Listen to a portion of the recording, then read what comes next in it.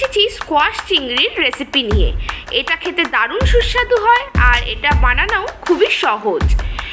এটা ভাত রুটি সবের সাথেই খেতে দারুণ লাগবে। ভিডিওটা ভালো লাগলে অবশ্যই একটা লাইক এবং সকলের সাথে শেয়ার করবার অনুরোধ রইল। আসুন দেখে নেওয়া যাক আমার আজকের এই ভিডিওটি।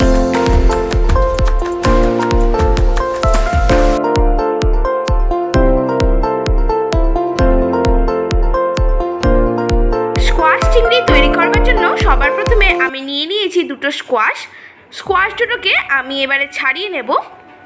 তার আগে বলি, এই স্কোয়াশগুলো আপনারা পাহাড় অঞ্চলেও পাবেন, আবার যে কোনো মার্কেটেও আপনারা এটা ইজিলি পেয়ে যাবেন।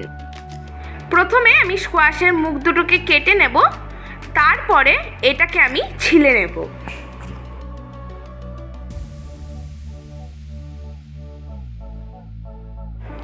স্কোয়াশটার খোসা ছাড়ানো হয়ে গেছে। এইবারে এটাকে আমি মাঝখান থেকে এরকম করে কেটে নিলাম, কেটে নিয়ে আবার এটা মাঝখান থেকে কাটলাম।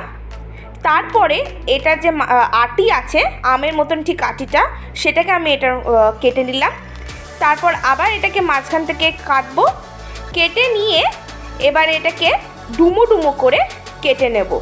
ঠিক এরকম টুকরো টুকরো করে কেটে নিতে হবে। এরকমভাবে দুটো স্কোয়াশ আমি ভালো করে টুকরো টুকরো করে কেটে নেব।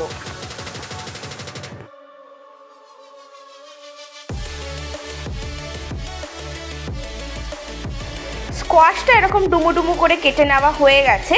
এবারে নিয়ে নিয়েছি দুটো আলু।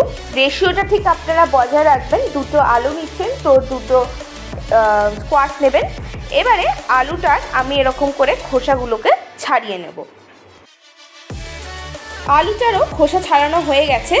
এবারে আলুটা এরকম মাঝখান দিয়ে কেটে, তারও মাঝখান দিয়ে কেটে, তারপর এরকম করে ডুমো করে কেটে নেব।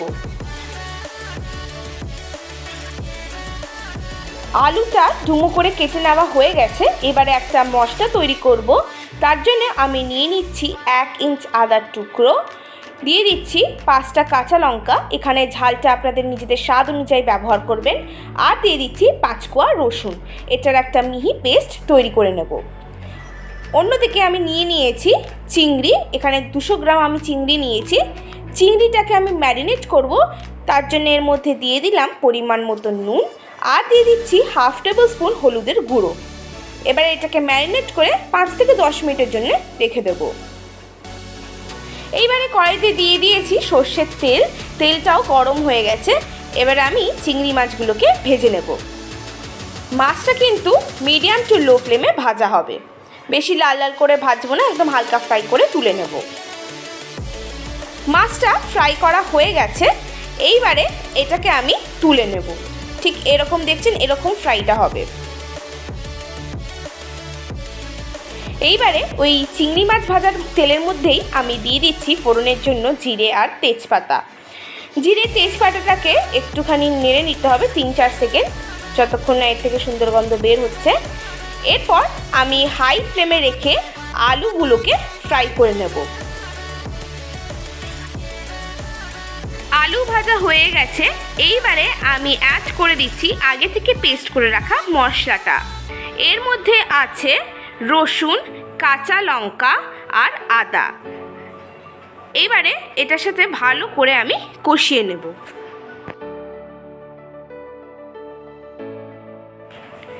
এইবারে আমি এর মধ্যে অ্যাড করে দিচ্ছি একটা মিডিয়াম সাইজের টমেটো কুচি।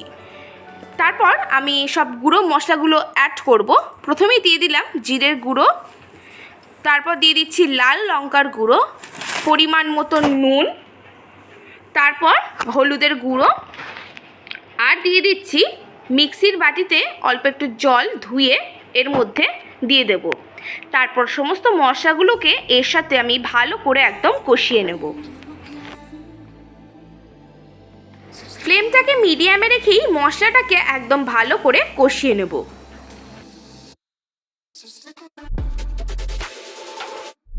মশলাটা এর সাথে ভালো করে কষানো হয়ে গেছে। এইবারে আমি অ্যাড করে দিলাম আগে থেকে ডুমো করে কেটে রাখা স্কোয়াশ, আর দিয়ে দিচ্ছি ভেজে রাখা চিংড়ি মাছটা। এবারে এর সাথে আবার ভালো করে মিশিয়ে নেব।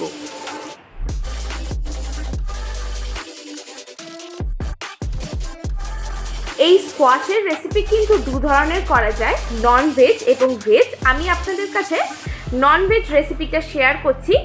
আপনাদের যদি ভেজ রেসিপিটা পেতে চান তাহলে আমাকে কমেন্ট বক্সে কমেন্ট করে জানান, আমি নিশ্চয়ই আপনাদের জন্য নিয়ে হাজির হয়ে যাব।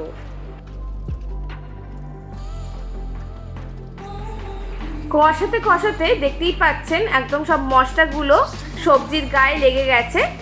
এইবারে আমি এর মধ্যে দিয়ে দিচ্ছি গরম জল। গরম জলটা এই কারণেই দিলাম যাতে স্বাদটা ভালো আসে। এইবারে এটাকে 10 থেকে 12 মিনিটের জন্য ঢাকা দিয়ে মিডিয়াম ফ্লেমে রেখে দেব। 10-12 মিনিট পর দেখতেই পাচ্ছেন আলু আর স্কোয়াশটা সেদ্ধ হয়ে গেছে, একবারেই ভেঙে যাচ্ছে। এইবারে আমি এর মধ্যে অ্যাড করে দিচ্ছি অল্প পরিমাণে চিনি। চিনিটা সম্পূর্ণ অপশনাল, আপনারা দিতেও পারেন নাও দিতে পারেন, কিন্তু চিনিটা অ্যাড করলে স্বাদটা ভালো আসবে। আশা করছি আপনাদের এই পর্যন্ত ভিডিওটা ভালো লেগেছে। যদি ভালো লেগে থাকে অবশ্যই একটা লাইক করে দেবেন, আর যারা এখনও অবধি আমার চ্যানেলটাকে সাবস্ক্রাইব করেননি অবশ্যই চ্যানেলটাকে সাবস্ক্রাইব করে পাশে থাকা বেল আইকনটিকে প্রেস করে দেবেন, যাতে নতুন নতুন ভিডিও আপনাদের কাছে সবার আগে পৌঁছে যায়। তারপর সবশেষে অ্যাড করে দিলাম 1/2 টেবিল স্পুন শাহি গরম মশলা গুঁড়ো। তারপরে এটাকে গরম গরম পরিবেশন করব।